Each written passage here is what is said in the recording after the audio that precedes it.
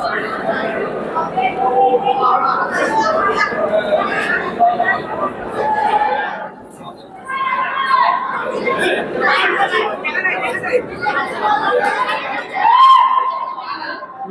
এই ভবনটা 12টার দিকে আসছি, আমি অনেক কিছু দেখছি।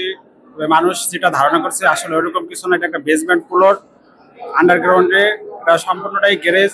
গ্যারেজের লিফটকে মানুষ বিভিন্ন ধরনের সংজ্ঞায়িত করতেছে, আসলে এটা তা না।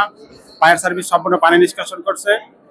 পানি শেষে দেখা যাচ্ছে এটা একটা লিফট কোড, আর এটা এখান থেকে গাড়ি উত্তোলন করার সিস্টেম, আর এছাড়া অন্য কোনো ধরনের কিছু দেখা যাচ্ছে না। 32 নম্বর বাড়ি ভাঙার পরে এখানে অনেক লোকেরাই আরো 2 দিন আগে বলছে এটা আয়নাঘর পাওয়া গেছে, অনেক কিছু পাইছে।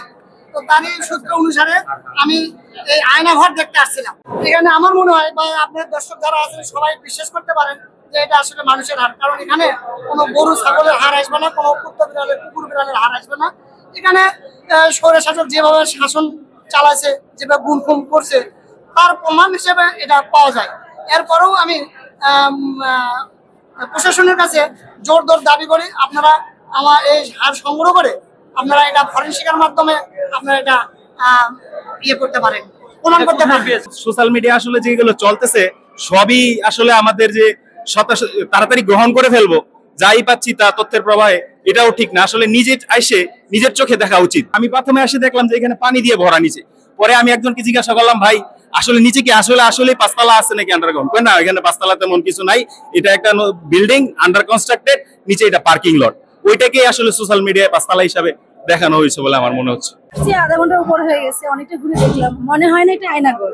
এটা আসলে মানুষের একটা মানে কাল্পনিক ধারণা, অনেক বানোয়াট কথা বলতেছে, অনেকে অনেক কিছু দেখাচ্ছে বা বোঝাচ্ছে, কিন্তু আমার সেটা মনে হয়নি। আমার মনে হয় এটা লিফট ওঠানোর পর একটা পানি জমা আছে গর্ত জায়গায়, সেই মানে অতিরিক্ত পানিগুলো এখানে, আর কিছুই না। আর এই যে ভাতলা পড়ে আছে, ময়লা কাপড় পড়ে আছে, যেহেতু একটা জিনিস ওঠানো হয়ে যায় সেগুলো ময়লা তো পড়ে থাকবে।